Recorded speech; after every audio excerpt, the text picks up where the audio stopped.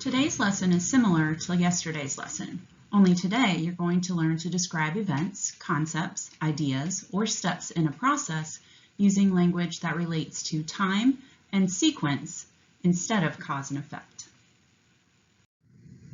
Before we get started, there are a few things we need to know about time and sequence. First, time and sequence are similar because both present information in the order that it happens. But usually texts that present information using time include biographies, timelines, maybe a text that's retelling about a historical event. And the words that relate to time would include words like first, next, tomorrow, later, in 2012, in an hour, 4 years from then. You get the idea.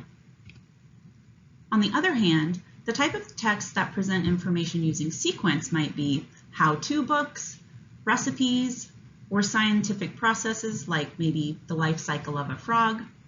And the words that relate to sequence would include first, second, third, next, after that, finally. Again, you get the idea. And you can see that there are some similarities in the words that we use for time and sequence. But time relates to biographies, timelines, historical events, things that happen in time. Sequence relates more to things that happen in a certain order.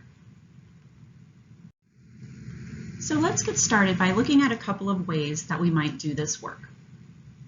In this example, our task is to describe events using language that relates to time. So the text that I've chosen is a biography of Simone Biles, the gymnast. So what I'm going to do is read the text and then use information from the text and words that relate to time to describe what I've read. As you can see in the text, I've highlighted some of the information that relates to time, when she was born, when she began competing, and then some of the competitions that she competed in across the years.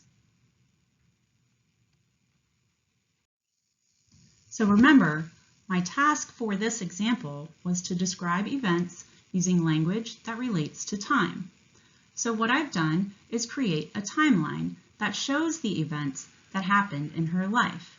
And as you can see, they each have dates in order of when they happened of the things that happened in her life. That's one way to describe events using language that relates to time. Now you might not see language like first, next, tomorrow, later, but you do see the dates on the timeline, and all of the dates are in order from earliest to latest. Now let's look at another example. Our task in this example is to describe steps in a process using language that relates to sequence. Again, I've got another text that's informational text, only this time it's a how-to text. And as you can see, it's how to do the breaststroke, and I see 5 steps that tell me how to do the breaststroke. You can see that the steps are numbered. So once again, we're going to read the text and then use information from the text and words that relate to sequence to describe what we've read.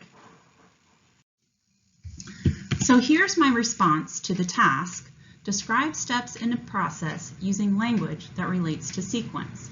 Remember, the text was a how-to text and it gave 5 steps for how to do the breaststroke. So I'm describing that text, and when I describe it, I'm going to use some of that language that relates to sequence. And you can see the words that are in bold and underline that are these words that relate to sequence. Let me read it to you. To do the breaststroke, first, you have to float face down with your body straight. Second, put your thumbs together, then press your hands out and around in a circle and lift your head to breathe. Next, bring your hands back together in front of you while you bring your knees in and kick out and around. And it would continue on, but I think you get the idea. I'm describing that text using words that relate to sequence. So now that we've learned how to describe events, concepts, ideas, or steps in a process using language that relates to time and sequence, it's your turn to try it out. Just like yesterday, you're going to go on Mayan and open the project PCS 3rd grade Athletes and Sports. Today you're going to choose a different book for independent reading.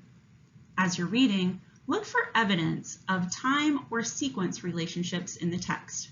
Remember, some of the types of texts that we talked about were biographies, historical events. For sequence, we looked at how-tos, recipes, which you wouldn't see with athletes and sports, or possibly scientific processes, so how something happens in science. Once you've finished reading your book, you're going to complete the writing task in Mayan that's called Describe Time or Sequence Relationships. Good luck!